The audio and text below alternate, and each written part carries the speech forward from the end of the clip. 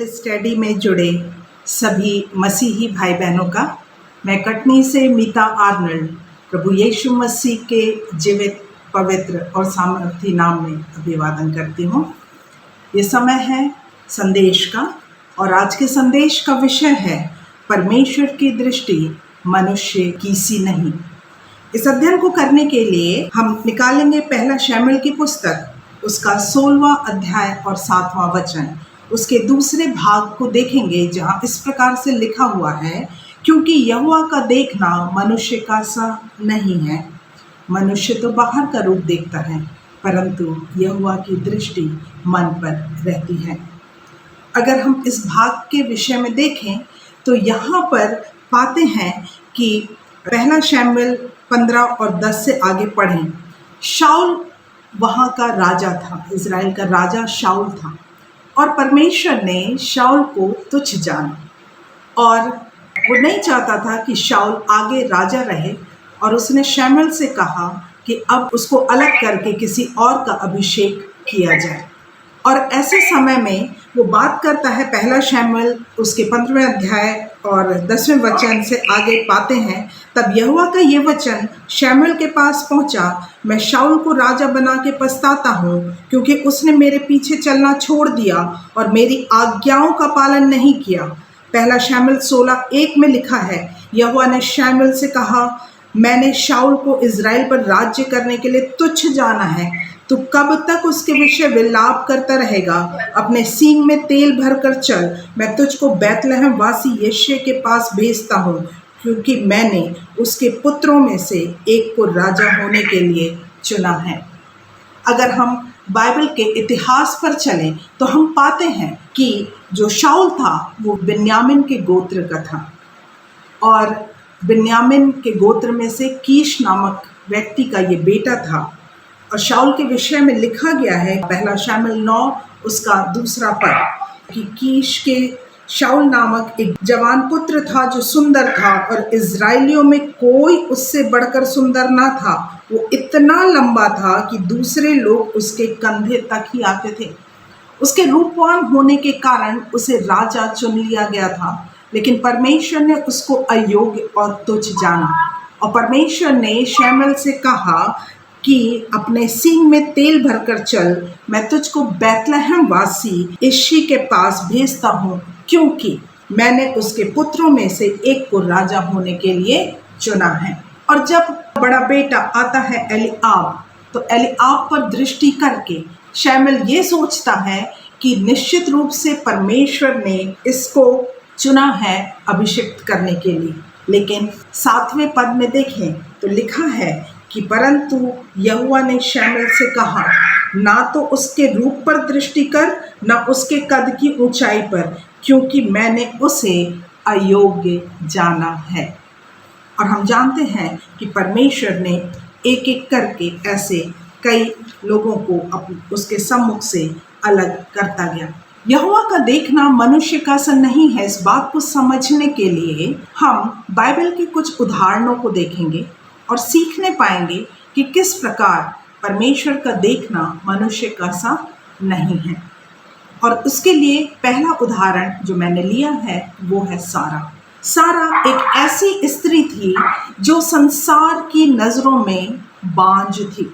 न केवल संसार की नज़रों में, अब्राहम स्वयं इस विषय में अपने मुंह से अंगीकार करते हुए पढ़ते हैं उत्पत्ति 15:1 से 4, तो उसके 4 पद में लिखा हुआ कि मैं तो निर्वंश हूँ। वो खुद इस बात को अंगीकार करता है। लेकिन 4 पद बताता है, परमेश्वर उससे कहता है, तेरा जो निज पुत्र होगा वह तेरा वारिस होगा। परमेश्वर उससे वादा करता है और वादा करके कहता है, तेरा निज पुत्र तेरा वारिस होगा। लेकिन इतना कहने के बाद भी, इस वचन के बाद, इस प्रॉमिस के बाद भी सारा को लगता है कि उसका स्वयं का पुत्र नहीं हो सकता।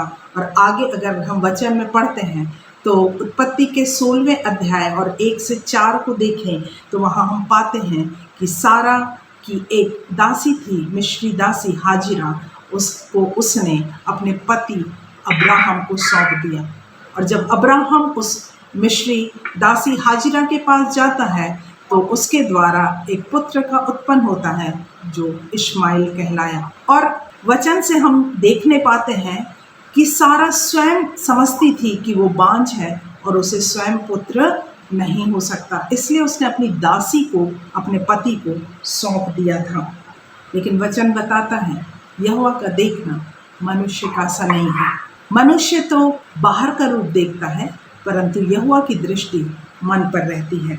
उत्पत्ति 17 और उसके 15-16 को पढ़ें तो वहाँ पर लिखा हुआ है, फिर परमेश्वर ने अब्राहम से कहा, तेरी जो पत्नी सारे है उसके तू अब सारे ना कहना, उसका नाम सारा होगा। मैं उसको आशीष दूंगा, तुझको उसके द्वारा एक पुत्र दूंगा और मैं उसको ऐसी आशीष दूंगा कि वो जाति जाति की मूल माता हो जाएगी और उसके वश में राज्य राज्य के राजा उत्पन्न होंगे। इस प्रकार से परमेश्वर की दृष्टि में वह जाति जाति की मूल माता हो गई। संसार की दृष्टि में सारा बांझ स्त्री है, अपनी दृष्टि में, पति की दृष्टि में, लोगों की दृष्टि में, लेकिन परमेश्वर की नज़र में वो जाति जाति की मूल माता हुई। दूसरा उदाहरण हम यूसुफ का पाते हैं। यूसुफ जो था वो याकूब के 11वें नंबर का बेटा था। अब्राहम का निज पुत्र इसहाक, इसहाक का पुत्र याकूब और याकूब का 11वें नंबर का पुत्र यूसुफ। और हम सब जानते हैं कि वो अपने पिता का बड़ा प्रिय पुत्र था। उसको रंग बिरंगे अंगरखा बना के दिया था उसके पिता ने, जिसके कारण उसके भाई उससे ईर्ष्या करते थे। अगर उत्पत्ति के पुस्तक उसका 39वां अध्याय 1 से आगे पढ़ें तो वहाँ हम पाते हैं कि यूसुफ के बड़े भाइयों ने उसे इश्माइलियों के हाथ चांदी के 20 सिक्कों में बेच दिया था।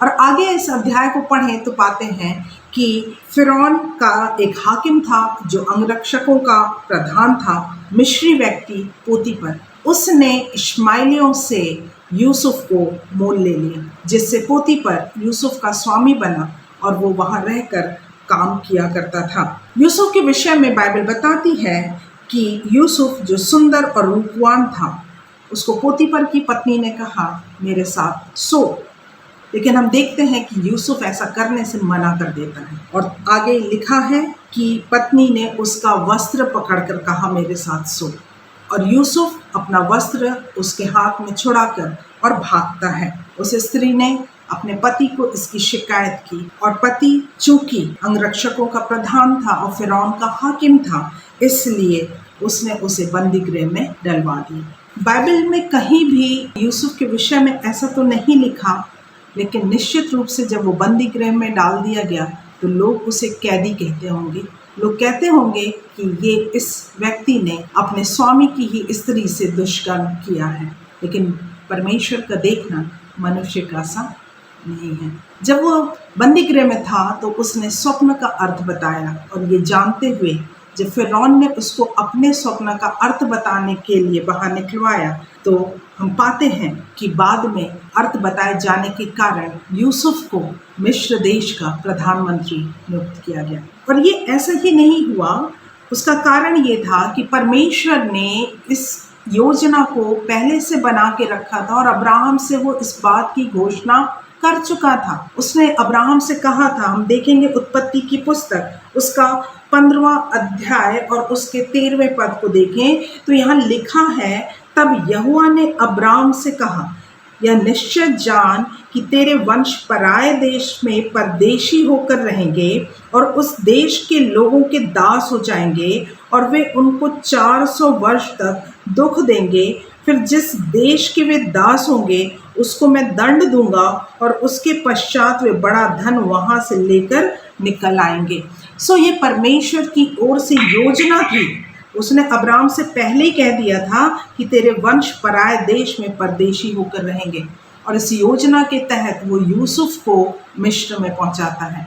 12 भाइयों में से परमेश्वर की नज़र में यूसुफ एक धर्मी व्यक्ति या विश्वासी व्यक्ति जान पड़ता है। उसको पता था कि यूसुफ चरित्रवान व्यक्ति है और जब इस प्रकार की घटना होगी तो निश्चित रूप से यूसुफ जो है वो परमेश्वर की नज़र में वो एक धर्मी व्यक्ति के रूप में है। पहले यूसुफ पहुंचाया जाता है, फिर उसके भाई और बाद में उसके पिता, और इस प्रकार से वहाँ इजरायली लोग, इब्री लोग बढ़ते जाते हैं। यूसुफ जो लोगों की दृष्टि में बंदीगृह में रहने वाला एक कैदी, दुष्कर्म करने वाला व्यक्ति, लेकिन परमेश्वर की नज़र में ऐसा नहीं था, इसलिए वो मिस्र का प्रधानमंत्री बनाया गया। क्यों? क्योंकि यहोवा का देखना मनुष्य का सा नहीं है। मनुष्य तो बाहर का रूप देखता है, परंतु यहोवा की दृष्टि मन पर रहती है। इसके बाद हम तीसरे एग्जाम्पल को देखने पाएंगे, और तीसरा एग्जाम्पल है दाऊद का। जब यहोवा परमेश्वर शमूएल से कहता है कि बैतलहम वासी यिशै के पुत्रों में से एक को मैं राजा बनाऊंगा, तो एक एक करके सभी पुत्र उसके सम्मुख लाए जाते हैं। हम 16वें के 10वें पद में पढ़ते हैं कि इस प्रकार यिशै ने अपने 7 पुत्रों को शमूएल के सामने भेजा, और शमूएल यिशै से कहता गया, यहोवा ने इन्हें नहीं चुना। तब शमूएल पूछता है यिशै से, क्या तेरा और भी कोई पुत्र है?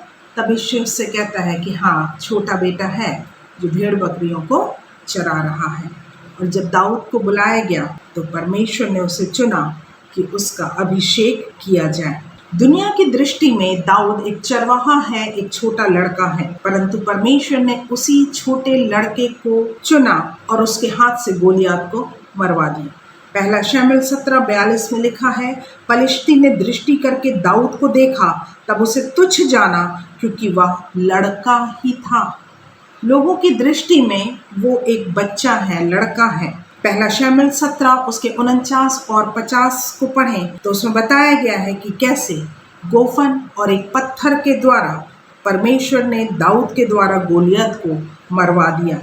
इतना ही नहीं, दूसरा शमूएल 2 अध्याय को पढ़ें तो पाएंगे कि दाऊद को यहूदा देश का राजा नियुक्त किया गया, राजा बनाया गया। पहला शमूएल 17 उसका 46वां पद इस तरह से लिखा है, तब समस्त पृथ्वी के लोग जान लेंगे कि इज़राइल में एक परमेश्वर है।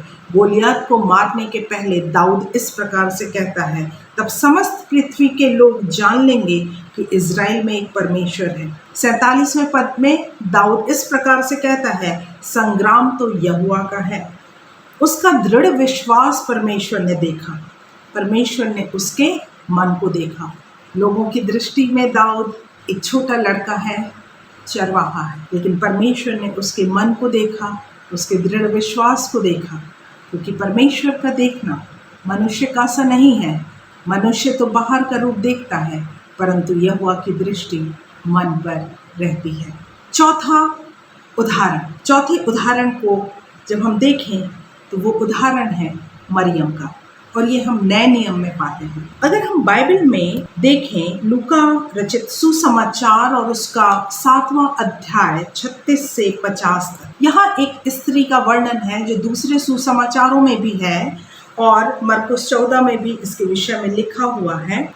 यीशु एक फरीसी जिसका नाम शमौन है, कोढ़ी है, उसके वहाँ भोजन कर रहा था, तो एक स्त्री, वहाँ पे लिखा है, एक पापनी स्त्री संगमरमर के पात्र में इत्र लाई और उसके पाँव के पास पीछे खड़े होकर आंसुओं से उसके पाँव को भिगोने लगी और अपने बालों से पोंछने लगी और पाँव को बार बार चूम कर इत्र मली। पापनी स्त्री, दुनिया की नज़रों में वो पापनी स्त्री है। उस इत्र की कीमत अगले अध्याय में बताया गया, उस इत्र की कीमत जो है वो 300 दिनार लिया गया, और ये कहा गया कि अगर ये बेच के कंगालों को की सुधि ली जाती तो ज़्यादा अच्छा होता। संसार की नज़र में वो एक पापिन स्त्री है, लेकिन हम अगर यूहन्ना रचित सुसमाचार उसके 11वें अध्याय 1 और 2 पद को पढ़ें तो वहाँ इस तरह से लिखा है, मरियम और उसकी बहन मार्था के गांव बैतनिया का लाजर नाम एक मनुष्य बीमार था। वह वही मरियम थी जिसने प्रभु पर इत्र डालकर उसके पाँव को अपने बालों से पोंछा। इसी का भाई लाजर बीमार था। इसका मतलब ये स्त्री और कोई नहीं है, ये वो मरियम है जो मार्था और लाजर की बहन है। दुनिया की दृष्टि में ये मरियम एक पापनी स्त्री है। हम लूका रचित सुसमाचार में आगे पढ़ने पाते हैं 10वें अध्याय में 38 से 42 में। वहाँ पाते हैं कि कैसे मरियम यीशु के चरणों में बैठकर परमेश्वर के वचन को सुन रही थी और मार्था सेवा करते करते घबरा गई। 41 और 42 पद को देखें तो लिखा है, प्रभु ने उत्तर दिया, हे मार्था, तू बहुत बातों के लिए चिंता करती है और घबराती है, परंतु एक बात अवश्य है और उस उत्तम भाग को मरियम ने चुन लिया है जो उससे छीना ना जाएगा। दुनिया की दृष्टि में वो एक पापिन स्त्री है। परमेश्वर ने देखा कि वो मेरे पाँव के पास बैठी है, वचन को सुनने वाली है, और तब वो उसके लिए स्वयं गवाही के रूप में कहता है कि मरियम ने उत्तम भाग को चुन लिया है जो उससे छीना ना जाएगा। क्यों? क्योंकि परमेश्वर का देखना मनुष्य का सा नहीं है। मनुष्य तो बाहर का रूप देखता है, परंतु यहोवा की दृष्टि मन पर रहती है। इन 4 उदाहरणों के द्वारा हम समझने पाते हैं कि किस प्रकार से यदि हम परमेश्वर की संगति में रहते हैं, अपने पापों को मान लेते हैं और उसके वचन को सुनते हैं, उसके वचन के अनुसार चलते हैं, मानते हैं और प्रभु में हम दृढ़ रहते हैं, तो निश्चित रूप से प्रभु हमारे विश्वास को, हमारे मन को देखता है और उसके द्वारा वो हमें आशीषों को देता है।